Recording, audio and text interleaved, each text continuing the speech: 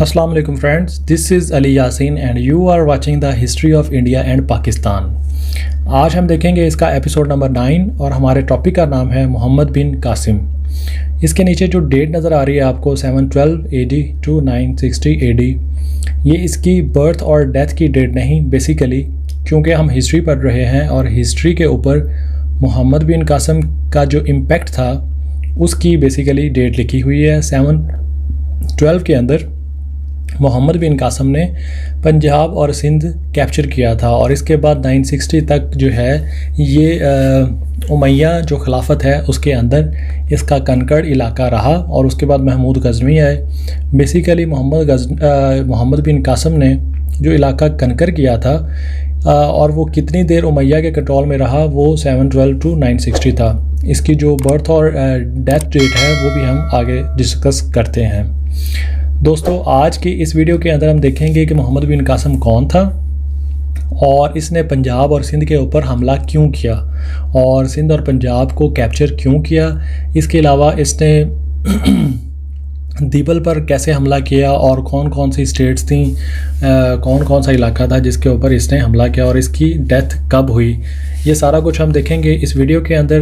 Basically ये जो topic है मोहम्मद बिन कासिम का, ये बहुत लेंथी और वास्ट टॉपिक है, तो मैंने कोशिश की है कि जो इसके इम्पॉर्टेंट पॉइंट्स हैं वो 1 पेज के अंदर कवर हो जाएं। तो आप ये जितने भी मेरे एपिसोड्स देखेंगे मैंने खुद नोट्स तैयार करके इनको 1 पेज के अंदर, हर जो टॉपिक है उसको 1 पेज के अंदर मैंने कंक्लूड करने की कोशिश की है। सबसे पहले हम देखते हैं इसका introduction. Muhammad bin Qasim was born around 695 AD। ये 695 ईस्वी में मोहम्मद बिन कासिम पैदा हुए। He belonged to the Saqafi tribe that had originated from the Taif in Arabia। Saudi Arabia के अंदर एक कबीला था सकाफ़ी, उससे ये बिलोंग करता था। क्लियर हो गया। और उसके बाद he grew up in the care of his mother and soon became a great asset to his uncle Hajjaj bin Yusuf, the governor of Yemen। Mohammad bin Qasim का जो ज़्यादा टाइम है वो सऊदी अरेबिया के अंदर अपनी मदर के साथ गुज़रा और उसके बाद जो है ये अपने चचा हजाज बिन यूसुफ के पास यमन के अंदर आ गए, जहाँ इसने बहुत सारी स्किल्स, मिलिट्री स्किल्स वगैरह सीखी। क्लियर हो गया। तो यहाँ मैं एक आपको बड़ी इंपॉर्टेंट बात बताऊँ कि हजाज बिन यूसुफ के ये दामाद भी थे मोहम्मद बिन कासिम, और हजाज बिन यूसुफ ने जो अपनी बेटी का रिश्ता इसकी मिलिट्री स्किल या इसकी विक्ट्री के बाद नहीं दिया, बल्कि ये विक्ट्री के पहले ही रिश्ता हो चुका था हजाज बिन यूसुफ की तरफ मोहम्मद बिन कासिम का। और जो हजाज बिन यूसुफ थे ये गवर्नर ऑफ यमन थे, जो उस टाइम जो उमैया खिलाफत थी 712 के अंदर, 712 AD के अंदर उमैया खिलाफत जो थी उसके जो खलीफा थे वलीद अल वलीद वन, उनके जो बहुत अच्छे दोस्त थे जी ये हजाज बिन यूसुफ, इसीलिए उन्होंने इसको गवर्नर का ओहदा दिया हुआ था। नेक्स्ट है जी, his judgement, potential and skills left many other officers and forced the ruler to appoint him in the state of department. तो जब हजाज बिन यूसुफ को जो राजा दाहिर है सिंध का जो हुक्मरान था उसकी जो एक तो उसकी जो मिसकंडक्ट था, जब हजाज बिन यूसुफ को पता चला तो इसने 2 मुस्लिम कमांडर को आर्मी के साथ भेजा था इस पे हमला करने के लिए, लेकिन वो अनफॉर्चुनेटली वो किसी वजूहात की वजह से कामयाब नहीं हो सके। लेकिन जैसे ही हजाज बिन यूसुफ को मोहम्मद बिन कासिम की मिलिट्री स्किल्स, लीडरशिप और जो डिसीजन मेकिंग पावर थी उसका पता चला, तो हजाज बिन यूसुफ ने मोहम्मद बिन कासिम को सिलेक्ट किया कि ये आर्मी का कमांडर बनेगा और इसकी निगरानी के अंदर फोर्स को, जो आर्मी को इसने इंडिया के अंदर भेज दिया। तो मोहम्मद बिन कासिम ने क्या कारनामा किया था? He conquered the Sindh and Punjab region along the Indus river for the Umayyad खिलाफत। उमैया खिलाफत राशिदून के बाद इस्लामी जो खिलाफत थी वो उमैया खिलाफत थी। और उमैया खिलाफत के लिए इसने सिंध और पंजाब को एनेक्स किया था खिलाफत के साथ, और किस वजूहात की बना पर इसने हमला किया था वो भी हम इसी देखते हैं आगे। काज़िज़ ऑफ इन्वाजन ऑफ सिंध, सिंध के अंदर जो इन्वेजन की बेसिकली वजूहात क्या थी, ऐसी कौन सी रीज़न थी कि मोहम्मद बिन कासिम को सिंध और पंजाब के अंदर हमला करना पड़ा। बड़ा इम्पोर्टेंट टॉपिक है और बड़ा इम्पोर्टेंट क्वेश्चन है, देखते हैं। The ruler of Sindh had provoked the Arabs by helping the Persians in the war against the Muslims. तो 712 के अंदर बेसिकली एशिया के अंदर दो बड़ी एम्पायर्स थी, एक तो उमैया खिलाफत थी, ठीक है, उमैया एम्पायर, और उसके बाद उसके बिल्कुल जो है ईस्ट में था पर्शियन एम्पायर। आमने सामने ये लोकेशन वाइज भी हैं और ये आपस में लड़ रहे थे। तो राजा दाहिर जो सिंध का बादशाह था उसने मुसलमानों के ख़िलाफ़ पर्शियन एम्पायर का साथ दिया। तो ये भी रीज़न थी कि राजा दाहिर के ख़िलाफ़ लाने जंग करना पड़ा। नेक्स्ट रीज़न क्या है, Raja Dahir of Sindh give refuge to some Arab rebels and refuse to return them to Hajjaj the governor of Iraq. तो एक और रीज़न ये थी कि यमन के कुछ ना मुसलमान बागी हो गए थे और वो मुल्क छोड़कर दूसरे मुल्क के अंदर दूसरी आर्मी को ज्वाइन कर लिया था उसने, और दूसरा मुल्क कौन सा था, वो सिंध ही था। और जैसे ही वो सिंध के अंदर गए तो हजाज बिन यूसुफ ने पैगाम भिजवाया है कि मेरे कुछ ऐसे बागी मुसलमान आपकी तरफ आए हैं और उसको लुटाया जाए। तो राजा दाहिर ने क्लियरली जवाब दे दिया कि I am not going to return your जो रिबेल्स हैं, ठीक है। और उसके बाद जो तीसरी रीज़न है, जो आग भड़काने की जो चिंगारी थी, the immediate cause of invasion क्या थी वो देखते हैं, जिसकी वजह से जंग शुरू हुई जिसकी वजह से मोहम्मद बिन कासिम को फौरी भेजना पड़ा। The immediate cause of invasion was that Raja Tahir of Sindh refuse to punish the pirates who had plundered the 5 ships. तो इसमें क्या था कि श्रीलंका से ना कुछ मुसलमान बेटियां जो ऑर्फन्स थीं, यतीम थीं, वो और उनके साथ बहुत सारे तहाइफ श्रीलंका ने अल वलीद खलीफा को भिजवाए थे। और ये तकरीबन 5 जहाज़ थे, ये समुद्री रास्ते के से उधर जा रहे थे यमन की तरफ। और ये राजा दाहिर के जो फ़ौज थी गालिबन या कुछ और डाकू थे, उन्होंने इस जो इसके जो थे खिलाफत के उमैया खिलाफत के जो 5 जहाज़ थे वो लूट लिए, और उसके साथ जो मुसलमान बेटियां थी उनको भी यरगमाल बनाकर साथ ले गए। बेसिकली जो इन्वेजन की इंडिया इन्वेजन की जो मेन रीज़न थी वो यही थी, फ्रॉम साइलोन टू कैलिफ, ठीक है, which were carrying Muslims orphan girls and valuable presents from Ceylon to caliph. Ceylon basically Sri Lanka का पुराना नाम है, to caliph Al Walid. Raja Dahir totally refuse to return the hostages and gift to the Muslims. उसने साफ इनकार दिया कि भाई कौन से जहाज़, कौन सी बेटियां, मैं कुछ नहीं दे रहा। तो ये थी मुसलमानों के खून में उन्होंने आग भड़काई और ये उनको स्टेप लेना पड़ा मुसलमानों को। तो सबसे पहले इन्होंने क्या किया, कहाँ हमला किया, तो इन्होंने जी conquest of Sindh under Mohammad bin Qasim के ज़ेर निगरानी इन्होंने कौन सी फ़तह हासिल की। The 17-year-old Muslim general started as a head of army Mohammad bin Qasim को भेजा गया। Army comprise of 6,000 Syrian cavalry and number of Arab troops and many Jats and Meds. कुछ जट्स लोग थे जिनको जो सिंध से इधर यमन की तरफ आए हुए थे, और इनको बड़ा माल ट्रीट किया था उसने राजा ताहिर ने। तो ये भी राजा ताहिर के ख़िलाफ़ थे। तो कुछ जट्स थे और इसके अलावा सीरियन कैवलरी थी, और टोटल इसके पास 6,000 आर्मी थी। और मोहम्मद बिन कासिम इस आर्मी को लेके इंडिया की तरफ इसने इन्वेजन किया। The Arab army was equipped with 5 catapults manned by 2,500 trained man. तो इनके पास 5 जो थी मंजनीक थी, कैटापुल्ट्स कहते हैं मंजनीक, और तकरीबन 2500 ट्रेंड जो ऑफिसर्स थे इनके पास।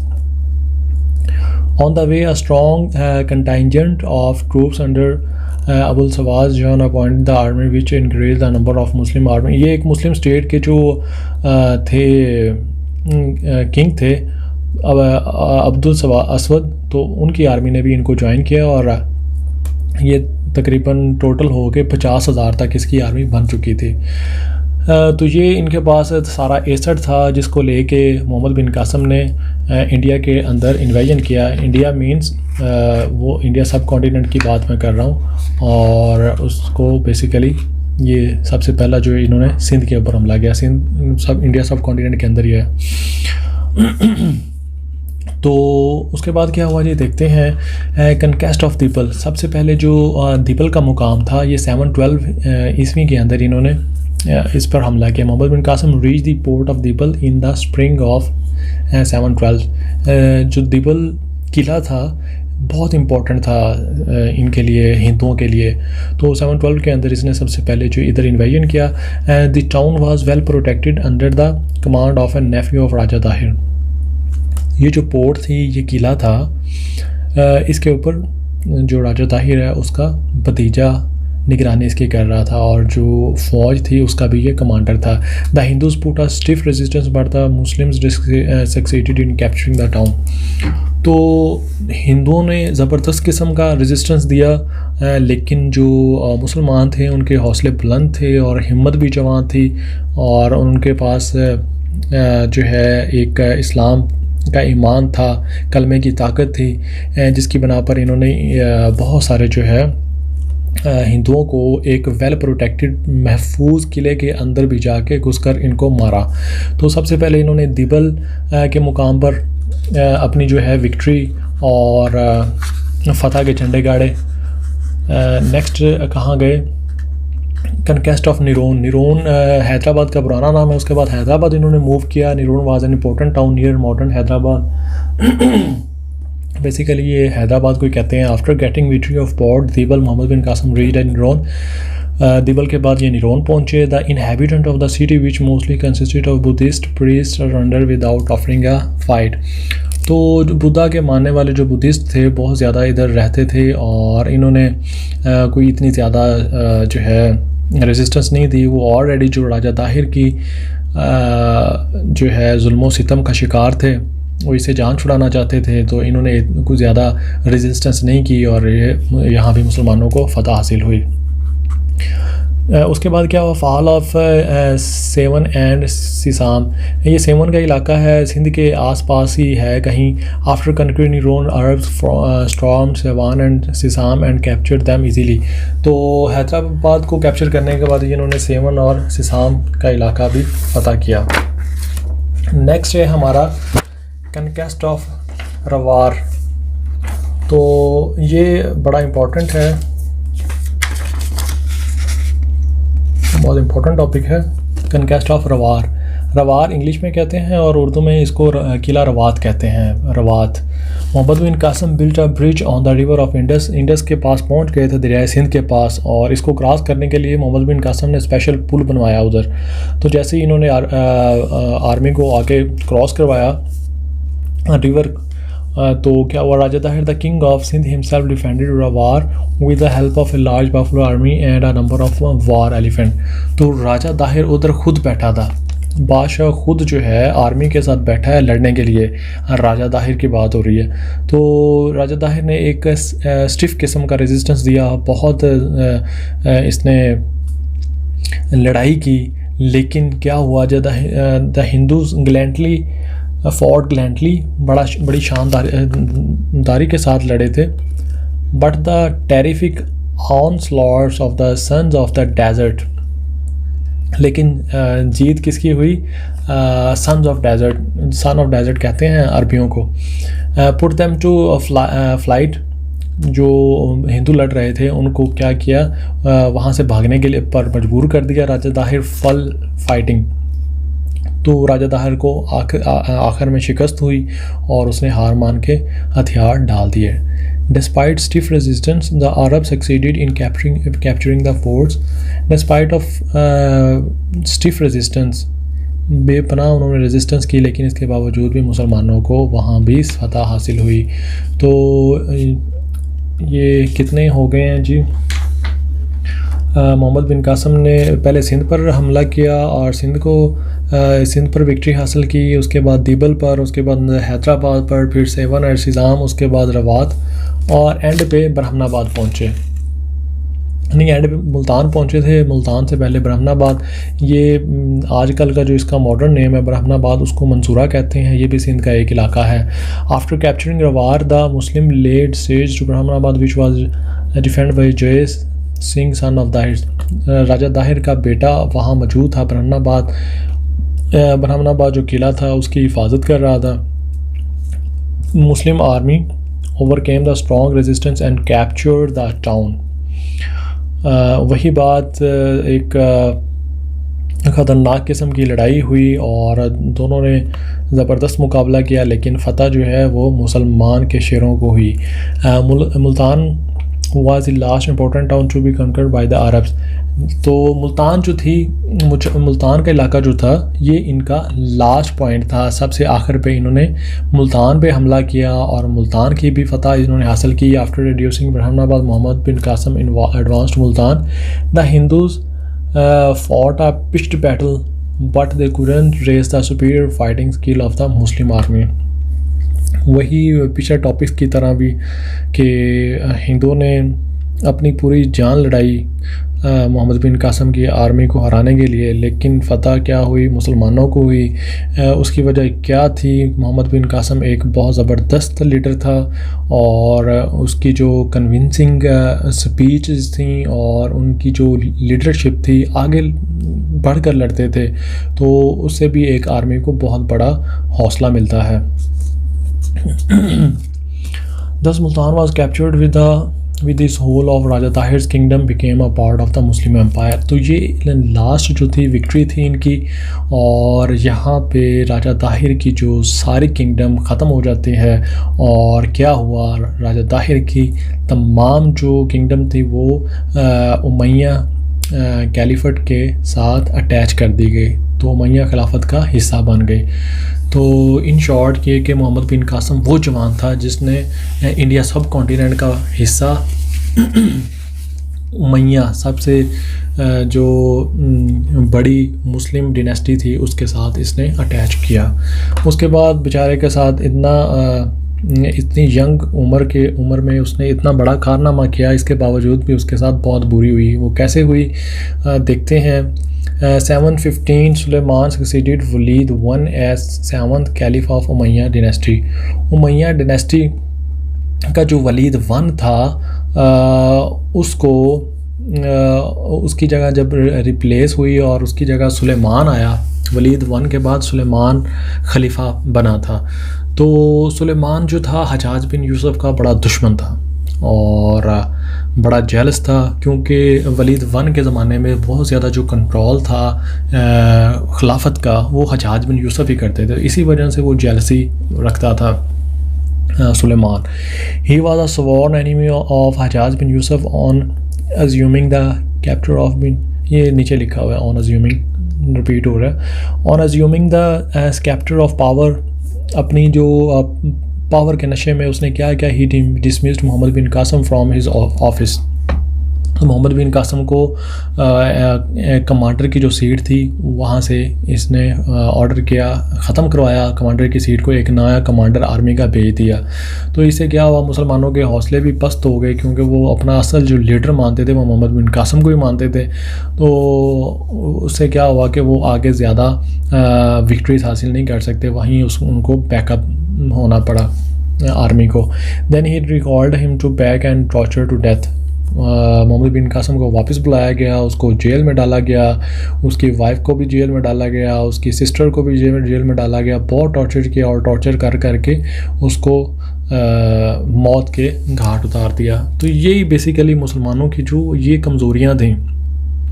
लेकिन अगर मुसलमान के अंदर ये कमज़ोरियाँ ना होती तो ये आज दुनिया के ऊपर राज कर रहे होते, क्योंकि हमारे आबाओ अजदाद ने एक दुनिया का एक हिस्सा था, एक बहुत बड़ा हिस्सा था जिसके ऊपर बनो उमैया ने हुकूमत की थी।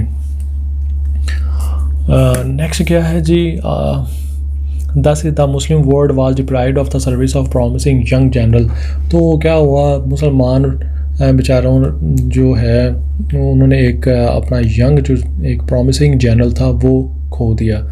आप खुद अंदाज़ा लगाएं कि मोहम्मद बिन कासिम की उम्र सिर्फ 17 साल थी और 17 साल की उम्र में इसने इंडिया के ऊपर इन्वेड किया और राजा ताहिर जैसी बड़ी किंगडम को और शिकस्त दे के फ़तह हासिल की।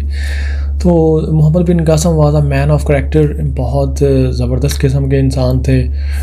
His noble conduct, statesmanship, versatile quality, military skills and dauntless courage have left indelible marks on the standards of the time. तो यही वजह है कि आज लोग इसको जानते हैं। उसकी इस्लाम के अंदर एक बड़ा मुकाम है।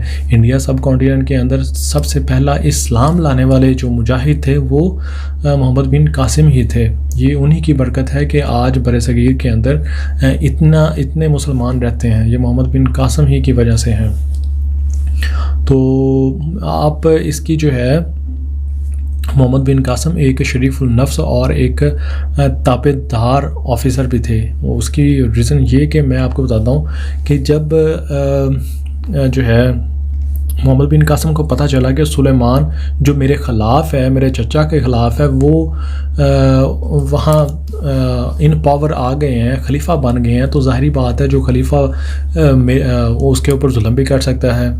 तो इसके बावजूद मोहम्मद बिन कासिम वापस गए और अपने जो ऑनर हैं, अपने खलीफा, इस्लाम के खलीफा जैसे भी हैं, अच्छे हैं बुरे हैं, लेकिन उस मोहम्मद बिन कासिम ने अपने खलीफा का जो है वो हुक्म माना और वापस गए।